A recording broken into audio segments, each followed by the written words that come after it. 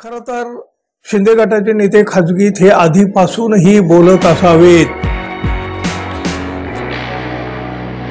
मित्र हो, नमस्कार। महाराष्ट्राचं राजकारण आणि सत्तेतले नेते पावसाळी अधिवेशनाच्या काळापासून जरा जास्तच वाजताना आणि गाजताना दिसत आहेत। चांगल्या कामाचा कुठे विषय नाही, चर्चा नाही, पण एक मंत्री आणि 12 भानगडी अशा पद्धतीचा हा एक वेगळा खेळ सुरू आहे आणि तो खेळ महाराष्ट्र पाहत आहे।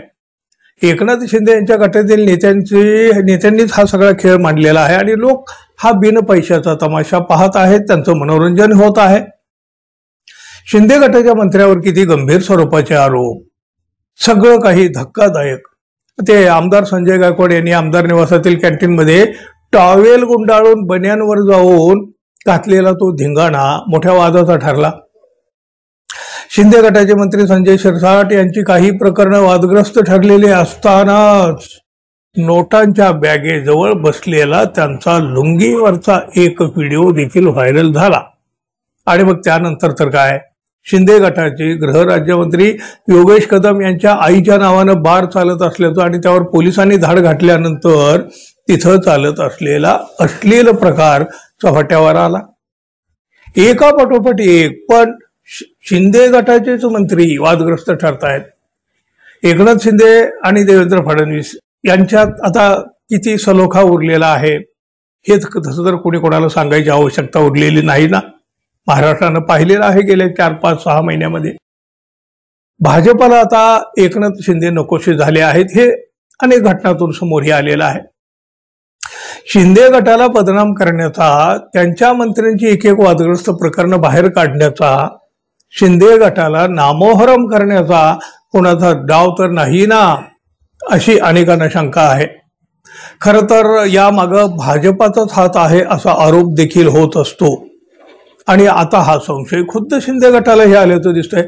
शिंदे गटाचे नेते आणि माजी मंत्री रामदास कदम जाहीरपणे म्हणाले, शिंदे साहेब आपल्याला खोलपर्यंत जावं लागेल। मला एक संशय असा आहे की उपमुख्यमंत्री एकनाथ शिंदे यांच्या मंत्र्यांनाच बदनाम करण्याचं कट कारस्थान रचलं जातंय का, असा संशय माझ्या मनात आहे, असं रामदास कदम यांनी म्हटलं। त्यांनी भाजपाचं, देवेंद्र फडणवीस यांचं किंवा आणखी कुणाचंही नाव घेतलेलं नाही, पण त्यांच्या बोलण्याचा रोख कुठल्या दिशेनं आहे हे मात्र लपून राहिलेलं नाही। खरं तर शिंदे गटाचे नेते खाजगीत हे आधीपासूनही बोलत असावेत। आता मात्र रामदास कदम यांनी जाहीरपणे आपल्या मनातला संशय बोलून दाखवला, एवढं। त्यामुळं आता पुन्हा अंतर्गत वादाची एक नवी ठिणगी नक्की पडू शकते आपल्या राजकारणामध्ये। महायुतीतल्या अंतर्गत राजकारणाचा भडकाही उडू शकतो। उद्धव ठाकरे यांची शिवसेना फोडून आपण भाजपासोबत गेलो ही एक मोठी चूक होती, असं आता तरी एकनाथ शिंदे यांना वाटत असेल काय? पश्चातापाची भावना त्यांच्या मनामध्ये येत असेल काय? तुम्हाला काय वाटतं मित्रांनो, जरूर सांगा। आणि आपण अजून आपल्या चॅनलला सबस्क्राईब केलं नसेल तर कृपया सबस्क्राईब करावं ही अपेक्षा आहे। धन्यवाद, पुन्हा भेटू, तोपर्यंत नमस्कार।